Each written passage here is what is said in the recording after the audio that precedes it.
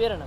నమస్తే అన్న, నా పేరు మేడిపల్లి మహేష్. నేను ఇదే యూనివర్సిటీలో హైదరాబాద్ సెంట్రల్ యూనివర్సిటీలో పిహెచ్డీ చేస్తున్నా. ఎట్లా చూస్తారు మరోసారి కోర్టులో స్టే ఉండగా కూడా ఎంపీ గారు కొన్ని వ్యాఖ్యలు చేస్తారు దీనిపైన? ఇది వాళ్ళ నిజంగా వాళ్ళ అజ్ఞానం అనేది చెప్పుకుంటున్నా. ఎందుకంటే ఎన్నో సంవత్సరాల నుంచి సమాజ సేవ చేస్తూ రాజకీయాల్లో ఉన్న వ్యక్తులకి కనీసం ఒక కేసు విషయంలో కోర్టులో ఉన్నప్పుడు కనీసం వాటి గురించి స్పందించొద్దు, వాటి మీద ఎలాంటి వాదనలు చేయొద్దు అని చెప్పేసి మినిమం విద్యార్థులకైనా అవగాహన ఉంటుంది. అట్లాంటిది వీళ్ళకి సీనియర్లకి మినిమం అవగాహన లేని దానికి మేము నిజంగా సిగ్గుపడుతున్నాము. ఇలాంటి వారికి యావత్ తెలంగాణ కూడా ఈ సందర్భంగా ఒకటే యాద్ చేసుకుంటుంది. ఇలాంటి డబ్బులు గడ్డల మోసే గాడిదలకి పొరపాటున మేము తప్పిపోయి మరి ఒక గాడిదను సీఎం సీటు మీద కూర్చోబెట్టినాము. ఆ గాడిదతో పాటు మిగతా వాళ్ళు కూడా మంత్రిమండలిలో ఉన్న వాళ్ళందరూ కూడా గాడిదలాగానే ప్రవర్తిస్తున్నారు. కానీ నిజంగా వాళ్ళు మంత్రుల సీఎం అని చెప్పేసి అవగాహన కూడా వాళ్ళు లేకుండా ప్రవర్తిస్తున్నారు అని చెప్పేసి యావత్ తెలంగాణ సమాజం కూడా ఈ సందర్భంగా వాళ్ళు బాధపడుతున్నారు వాళ్ళని ఎన్నుకున్నందుకు. ఎకో పార్క్ పెడతామంటున్నారు, దానికి రాజీవ్ గాంధీ ఎకో పార్క్ పెడతామని పేరు కొన్ని వార్తలు వస్తూ ఉన్నాయి. ఎట్లా చూస్తారు? ఇవన్నీ వాళ్ళు పండగ ఏదో పూట గడుపుకోవడానికి మాట్లాడే మాటలే కానీ ఇందులో ఎలాంటి ఒకవేళ సమర్థవంతమైన వాదనలు కాదు, సమర్థవంతమైన మాటలు కూడా కాదు. మొన్నటికి మొన్న యూనివర్సిటీని తీసుకుపోయి టీజీఐఐసి వాళ్ళు డైరెక్ట్ వాళ్ళు లేఅవుట్ ఇచ్చేసేసి వాళ్ళకి అమ్ముకోవడానికి లేఅవుట్ కూడా తీసేసారు. అలాంటి దాన్ని లేదు, మేము దాన్ని వేలాది కోట్ల విలువ చేసే ఆస్తి మేము ప్రైవేట్ వ్యక్తుల చేతుల నుంచి తీసుకున్నామనంటే ఈ రోజు నువ్వు తీసుకొని వాళ్ళు ఏం చేస్తున్నావు? మళ్ళీ ప్రైవేట్ శక్తులకి అమ్ముకోవడానికే కదా ప్రయత్నం చేస్తున్నది. నీ మాటలు పూటకో మాట మాట్లాడే ఈ కాంగ్రెస్ ప్రభుత్వ నాయకులకి ఈ మాటల మీద విద్యార్థులకు నమ్మకం లేదు. ఇప్పుడున్న యూనివర్సిటీ ఎకలాజికల్గానే చాలా అందంగా అడవిలతోని జంతువులతోని వివిధ రకాల వైవిధ్యంతో యూనివర్సిటీ ఉంది. దాని గ్రాఫిక్స్ అంటే నిజంగా చెప్తున్నా, మీరు 3D పెట్టుకుంటారో 4D గ్లాసెస్ పెట్టుకున్నారో తెలియదు, కానీ మీరు నిజంగా చెప్తున్నా 4D అది పెట్టేసుకొని యూనివర్సిటీకి వచ్చి చూడాలి. అట్లయితే మీకు కళ్ళకి కనిపిస్తాయి. అప్పటిదాకా మీకు నిజంగా పచ్చ కామర్లు వచ్చినాయి ఏమో తెలియదు, కానీ లేకపోతే కాంగ్రెస్ కామర్లు వచ్చినాయో తెలియదు. మీకు మొత్తం ఎక్కడ చూసినా అవే తప్ప అసలు విద్యార్థుల్లో ఉన్న అసలు వాస్తవం ఏంటి యూనివర్సిటీలో అనే ఇన్ని నెలల నుంచి ఇన్ని రోజుల నుంచి ఉద్యమం జరుగుతుంది. కనీసం వాస్తవ పరిస్థితి ఏంటి అని చెప్పేసి తెలుసుకోలేని స్థితిలో ఉన్నారు మీరు అందరూ. ఇప్పుడే కాదు, మీకు ఈ ఉద్యమం ఈ ల్యాండ్ తిరిగి యూనివర్సిటీకి వచ్చినా కూడా మీకు బుద్ధి రాదు. యూనివర్సిటీలో ఉన్న వాస్తవ పరిస్థితులు మీకు అర్థం కావు. కొన్ని వ్యాఖ్యలు కూడా చేశారు కదా, నార్త్ ఇండియన్ విద్యార్థులు ఇక్కడికి వచ్చి కొన్ని డెవలప్మెంట్ అడ్డుకుంటున్నారు. అది డెవలప్మెంట్ నిజంగా ఈ కాంగ్రెస్ ప్రభుత్వం డెవలప్మెంట్ చేస్తానంటే హైదరాబాద్ ప్రాంతంలో చాలా ప్రాంతాలు ఉన్నాయి, ఎక్కడైనా అభివృద్ధి చేసుకోవచ్చు. యూనివర్సిటీ ల్యాండ్ తీసుకుంటే ఇంచు భూమి పోయినా కూడా యూనివర్సిటీలో ఉన్న ప్రతి ఒక్క విద్యార్థి స్పందిస్తాడు. వాళ్ళు నార్త్ వాళ్ళ, తెలుగు వాళ్ళ, ఇంకొక ప్రాంతం నుంచి వచ్చిన వాళ్ళ అనే ప్రశ్న కాదు. ఇక్కడ యూనివర్సిటీ సమస్య గురించి ప్రతి ఒక్క యూనివర్సిటీ విద్యార్థి స్పందిస్తాడు. అందులో నార్త్ తెలుగు అని తీసుకురావాల్సిన అవసరం ఏముంది? నిజంగా ఇది మీరు డివైడ్ అండ్ రూల్ అనే పాలసీ కింద తీసుకొచ్చేది కాదా? మీకు ఎలాంటి అవకాశం లేదు, చేజారిపోతుందనే భయం కాదా?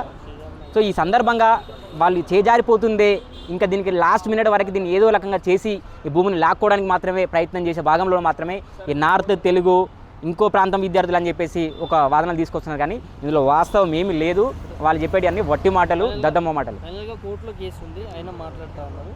సో ఏం చెప్తారు ప్రభుత్వం? ఇకనైనా ఈ నెల ఏప్రిల్ 16 తారీఖు వరకు ఖచ్చితంగా కొంచెము అవగాహన ఉన్న నాయకులను పంపించి ప్రెస్ మీట్ పెట్టమని చెప్పండి. కొంచెం అవగాహన ఉన్న నాయకులు మీడియా ముందుకు వచ్చి మాట్లాడితే ఏం మాట్లాడాలి, ఎప్పుడు ఏం మాట్లాడాలి, అసలు ఈ విషయం ఇప్పుడు ఎక్కడుంది, సుప్రీంకోర్టులో ఉంది, ఆ వాదన బయటకు వచ్చేంత వరకు మాట్లాడొద్దు. అది మినిమం సంస్కారం, మినిమం జ్ఞానం అని చెప్పేసి అవగాహన ఉన్న వాళ్ళని కొంచెం మీడియా సమావేశం పెట్టి మాట్లాడాలి. ఎందుకంటే ఇలాంటి సమయంలో ఇలా మాట్లాడడం అనేది సరైనది కాదు. విద్యార్థులే ఉద్యమాలు చేసే విద్యార్థులే కోర్టు స్టే ఇచ్చిందని చెప్పేసి అన్నీ బంద్ చేసేసి కోర్టుకు సరైన ప్రాధాన్యత ఇస్తూ దానికి న్యాయం జరుగుతుందని చెప్పేసి ఎదురు చూస్తున్నారు. అలాంటి నాయకులు మాత్రం, పార్టీలో ఉన్న నాయకులు మాత్రం ఇలా స్పందించమని నిజంగా సిగ్గుచేటు. కొంచెమైనా బుద్ధి తెచ్చుకొని మరి ఎక్కడేం మాట్లాడాలని చెప్పేసి ఒక జ్ఞానాన్ని సంపాదించుకోవాలి. మాల్కుమూరు గ్రామంలో ఉండేటోని హైదరాబాద్ కొత్తానికే మాకు పైసలు లేకుండా ఉండే సిచ్యువేషన్ మాది. ఇవాళ పల్లెటూరులో ఉండేటోళ్ళు కూడా సాఫ్ట్వేర్ జాబులు చెప్తారు కేటీఆర్ దయ వల్ల. మా విలేజ్లో ఒక 50 నుంచి 60 మంది అన్న. నేను చిన్నగా ఉన్నప్పుడు ఒక్కరు కూడా లేరన్న సాఫ్ట్వేర్. చిన్నగా ఉన్నప్పటి నుంచి ఒక సాఫ్ట్వేర్ అంటే ఒక ఎమ్మెల్యే సీఎం వచ్చినట్టు, అరే సాఫ్ట్వేర్ హే వన్ చూర్రా అని మా డాడ్ అనేది, ఆయన చూసి నేర్చుకోని తిట్టేది. కానీ ఇవాళ సాఫ్ట్వేర్లో ఒక 60-70 మంది అయ్యారు. ఎందుకన్నా ఈ స్టేట్ అసలు కాంగ్రెస్ గవర్నమెంటే రావద్దన్న, పక్కా చెప్తాను కదా. అసలు రావద్దు. వచ్చినోడు నిరూపించుకోవాలి కదన్న. ఒకసారి ఛాయిస్ ఇచ్చి చూద్దామని అందరూ అనుకున్నాం. ఛాయిస్ ఇచ్చినప్పుడు నిరూపించుకోవాలి కదా. ఏది లేనప్పుడు ఎందుకన్నా ఇవి అప్పు తెత్తివి అన్ని తెత్తివి ఏది లేదు, రైతు బంధు లేదు, ఏది లేదు. ఒక bus free bus free bus free. ఎవరు పోతారు అన్న బస్సులా? ఎవరు పోతారు చెప్పు? ఓకే, మాల్కమూరు గ్రామంలో ఉండేటోని హైదరాబాద్కి వస్తానికే మాకు పైసలు లేకుండా ఉండే సిచ్యువేషన్ మాది. ఇవాళ పల్లెటూరులో ఉండేటోళ్ళు కూడా సాఫ్ట్వేర్ జాబులు చేస్తారు కేటీఆర్ దయ వల్ల. మా విలేజ్లో ఒక 50 నుంచి 60 మంది అన్న. నేను చిన్న ఉన్నప్పుడు ఒక్కరు కూడా లేరన్న సాఫ్ట్వేర్. చిన్న ఉన్నప్పటి నుంచి ఒక సాఫ్ట్వేర్ అంటే ఒక ఎమ్మెల్యే సీఎం వచ్చినట్టు, అరే సాఫ్ట్వేర్ రే సాఫ్ట్వేర్ రే వన్ చూర్రా అని మా డాడ్ అనేది. ఆయన చూసి నేర్చుకొని తిట్టేది. కానీ ఇవాళ సాఫ్ట్వేర్లో ఒక 60-70 మంది అయ్యారు. ఎందుకన్నా ఈ స్టేట్ అసలు కాంగ్రెస్ గవర్నమెంటే రావద్దన్న, పక్కా చెప్తాను కదా. అసలు రావద్దు. వచ్చినోడు నిరూపించుకోవాలి కదన్న. ఒకసారి ఛాయిస్ ఇచ్చి చూద్దామని అందరూ అనుకున్నాం. ఛాయిస్ ఇచ్చినప్పుడు నిరూపించుకోవాలి కదా. ఏది లేదు, ఏది లేనప్పుడు ఎందుకన్నా ఇవి అప్పు తెత్తివి అన్ని తెత్తివి ఏది లేదు, రైతు బంధు లేదు, ఏది లేదు. ఒక bus free bus free bus free. ఎవరు పోతారన్న బస్సులా? ఎవరు పోతారు చెప్పు? ఓకే, ఈ చెట్లు నాటండి, గ్రీన్ చేయాలి, మనం వర్షాలు పడాలి అని చెప్తే ఈయన ఏం చేస్తాడు? ఉన్న చెట్లను నాశనం చేస్తాడు, ఉన్న ఫారెస్ట్ని నాశనం చేస్తాడు. 400 ఎకరాలు యూనివర్సిటీ, ఎందుకన్నా అది నాశనం చేస్తాడు? ఈయన దగ్గర డబ్బులు లేవు, అది కూడా పెట్టి ఆస్తులు పెట్టి ఏదో ఒకటి లంచం అది తీసుకొని రావాలి, అప్పులు తీసుకురావాలి. ఇప్పుడు ఏదో ఒక మార్గం చేయాలి స్టేట్ నడవాలంటే. ఈయన ఏమంటాడు? ఎప్పుడు చూడు అప్పులు కట్టినా అంటాడు. నువ్వు అప్పులు కట్టినవు, ఏం కట్టినావు నువ్వు? అప్పులు చూపి. అప్పులు కట్టి 4 లక్షల కోట్లు అప్పులు కట్టినా అంటావు. నువ్వు 10 సంవత్సరాల నుంచి 4 లక్షల కోట్లు తెస్తే నువ్వు 15 నెలలు అయితే లేదు 1,58,000 కోట్లు అప్పు తీసుకొచ్చివి. ఏం చేసినావు? పనులు ఏమైనా చేసినావు యూత్కు? ఏం లేదు, ఉత్తిదే, అసలు ఏం లేదు. ఆయన ఏంటంటే ఒక ఎమ్మెల్యే నాలెడ్జ్ అది. ఆయన సీఎం డైరెక్ట్ అయిపోయినాక ఇప్పుడు ఏం చేయాలనో అర్థమవుతలేదు అన్న. 100% చెప్తానా, మళ్ళీ కేసీఆర్ రావాలి. 100% కేసీఆర్ రావాలి. కేసీఆర్ని రీప్లేస్ చేసే మొగోడు లేడు ఈ స్టేట్లోనే, లేడు ఎవ్వడు కూడా. నేను యూపీఎస్సీ క్యాండిడేట్ కాదు, ఎవ్వరైనా రాని ఆయన రీప్లేస్ చేసే మొగోడు అయితే లేడు. నేను చెప్తాను, ఈ స్టేట్ మొత్తంలో ఎవ్వరు లేడు. అట్లా ఉంటాడు మొగోడు ఎవ్వరు లేడు. ఆయనను మించిన, ఆ సార్ని మించిన మొగోడు ఎవరు లేడు అన్న. డైరెక్ట్ చెప్పాలంటే ఆ సార్ అసలు హైలైట్. ఆన్సప్ ఆ సార్కి. వరంగల్ నుంచి వచ్చిన అన్న, ఇక్కడ గ్రూప్ 1 గురించి వచ్చిన. కానీ ఈ కాంగ్రెస్ గవర్నమెంట్, ఒక టీఆర్ఎస్ గవర్నమెంట్ 4 లక్షల కోట్లు అప్పు చేసిందని చెప్తారు. 4 లక్షల కోట్లల్లో ఒక 90,000 కోట్లు కాళేశ్వరం ప్రాజెక్టు పెట్టిళ్ళు. అంటే ఇంకా మిగతా ఎంత? 3,10,000 కోట్లు ఉన్నాయి. 3,10,000 కోట్లు 9 సంవత్సరాలు 10 సంవత్సరాలు పరిపాలించి చేసిన 4 లక్షల కోట్లల్లో ఇంత అప్పు తెచ్చిండని ఊకే ట్రోలింగ్ చేస్తాను. కానీ ఇప్పుడు వచ్చి 15 నెలలు అయితే లేదు, 1,58,041 కోట్లు అప్పు తెచ్చి నువ్వు ఏం పనులు చేసినావు ఇంతవరకు? నువ్వు ఎప్పుడు చూడు కేసీఆర్ని పొద్దున లేస్తే తిట్టుడు, పొద్దున లేస్తే కేసీఆర్ అది ఇది అని అంటావు. కానీ నువ్వు తెచ్చిన అప్పుకి నువ్వు చేసిన పనులు ఏంటిది? కేసీఆర్ తెచ్చిన 4 లక్షల అప్పుకు రైతు బంధు ఇచ్చిండు, కళ్యాణ్ లక్ష్మి ఇచ్చిండు, మా అందరికీ మళ్ళా రియంబర్స్మెంట్ చేసిండు, ఇంకా చాలా పనులు ఆయన చేసిండు. కాళేశ్వరం ప్రాజెక్ట్ ఏందన్న, అది lift irrigation, biggest lift irrigation అది వరల్డ్. అంత పెద్ద ప్రాజెక్టు కట్టి ఎక్కడో మారుమూరల గ్రామంలో ఉన్నదానికి నీళ్ళు వచ్చుకుంటా పంటలు పండుకుంటా మా అందరి పంటలు. ఇప్పుడు మాకు రైతు బంధు రాలేయాలా? మేము ఎంత బాధపడతాను. ఇప్పుడు మా డాడీ వ్యవసాయం చేయాలి, అందరికీ ఏడా చేసింది చెప్పాను. నేను సాక్ష్యం చెప్తాను కదా, నా ఇంటికి రాలే. కావాలంటే నా అకౌంట్ నెంబర్ చెప్తా, అన్నీ చెప్తా, నువ్వు చెక్ చేసుకో. కావాలంటే కూడా భూమి నెంబర్ కూడా చెప్తా. 4,000 పడ్డాయి మాకు, 4,000 పడ్డాయి. 2 టర్ముల పైసలు పోతే 1 టర్ము పైసలు కూడా రావా అన్న మాకు? మళ్ళీ మేము ఏడికి పోకుండా కూడా మేము డైరెక్ట్ కేసీఆర్ మా అకౌంట్లలో కొట్టేది. ఇదంతా కాదన్నా, నువ్వు చేసిన అప్పుకు నువ్వు చేసిన పనులేంది? ఇప్పటి వరకు ఒక పని చేయలే, ఒక ఎంపీటీసీ ఎలక్షన్ పెట్టలే, ఒక సర్పంచ్ ఎలక్షన్ పెట్టలే, ఏం పెట్టలే. అంటే ఇంకా ఎన్ని రోజులు ఇట్లా జరుపుతారు? అంటే ఇప్పుడు మీ కాంగ్రెస్ టీఆర్ఎస్ గవర్నమెంట్ పొద్దున లేస్తే తిట్టుడేనా? నువ్వు సీఎం అయింది దానికేనా? అదే అన్న, వేస్ట్. ఈ గవర్నమెంట్ వేస్ట్, ఏం చేయలేదు. ఒక ఎమ్మెల్యేకు ఉన్న నాలెడ్జ్ కూడా లేకపోతుంది ఆయనకు. ఎందుకంటే ఆయన ఒక సీఎం హోదాలు ఉన్నప్పుడు సీఎం లెక్క ఉండాలి. పొద్దున లేతే ఇలా పాస్ట్ ఈజ్ పాస్ట్ అన్న. ఏం చేసిండు? ఇప్పుడు నువ్వు అది చేసిండు తప్పులు అని నువ్వు చెప్తావు కదా. ఆ తప్పులు చేసినా మరి నువ్వు ఏం బాగుపడినావు? నువ్వు అంతకంటే ఇంకా లోతు తప్పు చేస్తానో నువ్వే చెప్తావు కదా. ఇప్పుడు కేసీఆర్ తప్పు చేసిండు కాదు, 100% ఆయన నిజం. ఆయనను మాత్రం ఎవరు రీప్లేస్ చేయలేరు. ఈవెన్ అసలు ఏది గ్యారెంటీ అయిందన్న? ఒక ఆడోళ్ళకి బస్సులు పెట్టిళ్ళు, ఆ బస్సులు పెడితే అన్న రోజు బస్సులు పెట్టినా, ఫ్రీ బస్సులు పెట్టినా అంటాను. ఎవరు పోతారన్న బస్సులల్లో? మా అమ్మ పోతుందా? మా అమ్మ కూలీ పోతుంది, రోజు కూలీ పోతుంది. ఒక్కరోజు మా అమ్మమ్మ వాళ్ళ ఇంటికి పోతుంది, సంవత్సరంలో 3 సార్లు పోతుంది అన్న. 3 సార్లకి ఎంత అయితే అన్న? 300 రూపాయలు అయితే. నువ్వు ఇచ్చేందుకన్నా బస్సు? అదే టీచర్స్, గవర్నమెంట్ టీచర్లు, ప్రైవేట్ టీచర్లా, లేకపోతే ఎవరో ఒక్కరు పోతారన్న ఎప్పుడో ఒకసారి. నువ్వు ఎవరికి యూజ్ చేసినావు? గ్రౌండ్ లెవెల్లో యూజ్ చేయాలి. నువ్వు గ్రౌండ్ లెవెల్లో చేయాలి. ఇవాళ మా భూమి ఉన్నది, మా భూమిలో ఇవాళ మా డాడీ ఒకవేళ నన్ను చదివిపియాలన్నా, ఏమి ఇవ్వాలన్నా కానీ పంట పండితే నన్ను చదివిపిస్తాడు. ఒక 20 లక్షల 30 లక్షలు ఎకరం పోతే అప్పు ఎవడైనా ఇస్తాడు, నేను తీసుకొచ్చి నా కొడుకుని చదివిపిస్తా అంటూ. ఇవాళ 20 లక్షలు పోయే ఎకరం 15 లక్షలు పోతే మేము బతికేందుకన్నా? ఇక అంటే స్టేట్ డెవలప్ కావాలన్నా, స్టేట్ ఇంకా 5 సంవత్సరాలు 10 సంవత్సరాలు లో కావాలన్నా? ఎందుకు లో అవుతుంది? నీళ్ళు లో పంటలల్లో ఎందుకు పంట పండుతలేదు? ఎందుకు పంట పండుతలే అన్న? ఇవాళ నీళ్లు లేవు, చెర్లాల నీళ్లు లేవు, ఏం లేవు. చెర్లాల చేపలు కూడా ఇచ్చిండు, మా పల్లెటూరే చెర్లాల చేపలు కూడా కేసీఆర్ ఇచ్చిండు.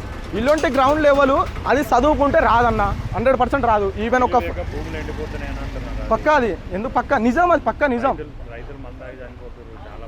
అది మాత్రం అది 100% నిజమా కాదని నాకు గ్రౌండ్ లెవెల్ అయితే తెలియదు, కానీ నాకు తెలిసింది మాత్రం పంటలు ఎండిపోతాయి, పక్క పంటలు ఎండిపోతాయి. మళ్ళీ ఒకటి ఏంటంటే కేసీఆర్ని మాత్రం ఎవరు రీప్లేస్ చేయలేరు. ఆయన గ్రౌండ్ లెవెల్లో చేసిన పనులు ఎవరు రీప్లేస్ చేయలేరు. మళ్ళీ ఒకటి ఏంటంటే ఆయనే చదువుకోకున్నా కూడా అది చదువుకున్న వాళ్ళు చేయలేరు.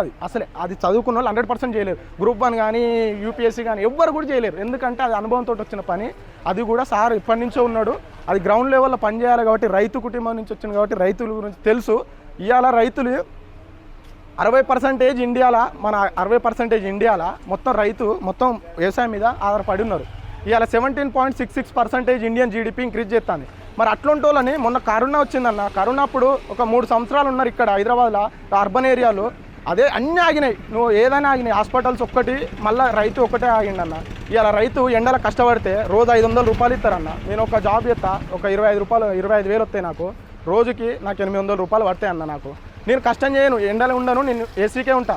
కానీ ఇవాళ ఎండల కష్టపడ్డానికి 500 ఎందుకు వస్తాయి? ఎందుకు? ఇప్పుడు నీడకున్నోనికి తక్కువ రావాలి కదా, 500 ఎందుకు ఇస్తారు వానికి? ఇవాళ కూలీలు కూడా దొరుకుతలేరన్న, ఇవాళ కూలీలు కూడా దొరుకుతలేరు. ఎందుకు దొరుకుతారన్న? అసలు వ్యవసాయం పంట పండించేటోడు కూడా వానికి వచ్చిన ఆదాయంలో 30,000 మిగులుతాయి 3 నెలల్లో. ఒక ఎకరంలో 30,000 20,000 మిగిలితే వాని కొడుకుని ఎప్పుడు చదివించాలి, వాని బిడ్డను ఎప్పుడు చదివించాలి, వాళ్ళ ఖర్చులు ఎట్లా చూసుకోవాలి? ఇవన్నీ ఎట్లా పాసిబుల్ అవుతాయి అన్న? పెళ్ళిళ్ళకు 20 లక్షలు 30 లక్షలు 40 లక్షలు 50 లక్షలు అడిగితే ఎక్కడి నుంచి తెచ్చిస్తారన్న వాళ్ళకి వచ్చే 30,000 నుంచి? తెలుసు అన్న. అది కేసీఆర్ ఏం చేసిండన్న, ఊళ్ళల్లో కూడా చెట్లు నాటండి, చెట్లు. చెప్పండి మీ పేరు. నా పేరు సందీప్. నేను హైదరాబాద్ సెంట్రల్ యూనివర్సిటీలో రీసెర్చ్ స్కాలర్ని, పిహెచ్డి చేస్తున్నా. ఎట్లా చూస్తారు ఈ హైదరాబాద్ సెంట్రల్ యూనివర్సిటీకి సంబంధించి 400 ఎకరాలు ఏదైతే ఉందో ప్రస్తుతం కోర్టులో స్టే ఉన్నది, కానీ ఇప్పుడు ఒక ఎంపీ మాట్లాడుతూ ఉన్న కొన్ని వ్యాఖ్యలు చేస్తారు, అది మీరు కూడా చూసే ఉంటారు. ఎట్లా చూస్తున్నారు? ఇది ఏం లేదు, పబ్బం గడుపుకోవడానికి ఫ్రస్ట్రేషన్లో, ఎక్కడ ఓడిపోతామనే ఫ్రస్ట్రేషన్లో కేవలం విద్యార్థులనైతే ఏంది, సమాజాన్ని అయితే ఏంది తప్పుదో పట్టించడం కోసం వాళ్ళ పేటీఎం బ్యాచ్ అలర్ట్ అయిన సమయం ఈ సమయం. ఏంటంటే విద్యార్థుల మధ్య డివిజన్ తేవడం కోసం నార్త్ ఇండియన్స్ వచ్చి అడ్డుకుంటున్నారని చెప్పేసి కాంగ్రెస్కి పెట్టిందే పేరు divide and rule policy. British వాళ్ళ నుంచి సంతతి తెచ్చుకున్నారు. ఆ డివైడ్ అండ్ రూల్ పాలసీ ప్రకారమే భారతదేశంలో కులాల పేరిట, మతాల పేరిట, భాషల పేరిట రాజకీయం చేసి రాజకీయ దాహం తీర్చుకోవడం కోసం, అధికారం రావడం కోసం ఎంత నీచానిగానే దిగజారే తత్వం కాంగ్రెస్ తత్వం. అలాంటి కాంగ్రెస్ సంబంధించిన ఒక రెస్పాన్సిబుల్ ఎంపీ ఇలాంటి స్టేట్మెంట్స్ చేయడం అనేది ఏంటంటే ఇది చాలా దుర్మార్గము, దౌర్భాగ్యం కూడా. ఆయన ఏమంటుండే, యూనివర్సిటీలో చదివే ప్రతి విద్యార్థి యూనివర్సిటీలో చదివే ప్రతి విద్యార్థికి యూనివర్సిటీ ల్యాండ్ మీద హక్కు ఉన్నది. యూనివర్సిటీలో చదివే ప్రతి విద్యార్థి కూడా ఈ యూనివర్సిటీ ల్యాండ్ కోసం కొట్లాడతారు కూడా. 16 వరకు కోర్టుల స్టే ఉందని తెలిసినా కూడా ఆ సబ్జెక్ట్ మీద మాట్లాడితే ఇట్స్ కంటెంప్ట్ ఆఫ్ కోర్ట్. వాళ్ళు మాట్లాడాల్సిన అవసరం ఏంది? ఆల్రెడీ అంతకుముందుకే మొన్న ఎమ్మెల్యేల గురించి సంబంధించి ఇటుమారిన ఎమ్మెల్యేల గురించి అసెంబ్లీలో మాట్లాడితేనే సుప్రీంకోర్టు మొట్టికాయలు వేసింది. ఇప్పుడు మళ్ళీ ఇదే పద్ధతి కొనసాగిస్తే మళ్ళీ ఒకసారి మొట్టికాయలు వేయడం మాత్రం ఖాయం. ఇదే విధంగా దేశంలో చూసుకుంటే ఏ విధంగా చూసినా కానీ వాళ్ళు అనుకున్నది కావడం కోసం ఎట్టి పరిస్థితుల్లో ఎంత దూరమైన పోయే పార్టీ ఏదైందంటే అది కాంగ్రెస్ పార్టీ. దౌర్భాగ్యం కొద్దీ ఇప్పుడు స్టేట్లో ఉన్న ఏకైక ప్రఖ్యాతిగాంచిన సెంట్రల్ యూనివర్సిటీ భూముల మీద వీళ్ళ కనుబడడం ఏంటంటే ఇది చాలా దురదృష్టకరం. ఇది మేము మాత్రం ఎట్టి పరిస్థితుల్లో క్యాంపస్ విద్యార్థులం ఈ 400 ఎకరాలు అని చెప్పేసి కాంగ్రెస్ గవర్నమెంట్ మాట్లాడుతున్నది. మేము ఇంత ముందుకే ఎక్స్ప్రెస్ చేసినాము, ఈ 400 ఎకరాల కోసం కాదు, మొత్తం యూనివర్సిటీ భూముల మీద కన్నుబడ్డది కబ్జా చేయాలని చెప్పి.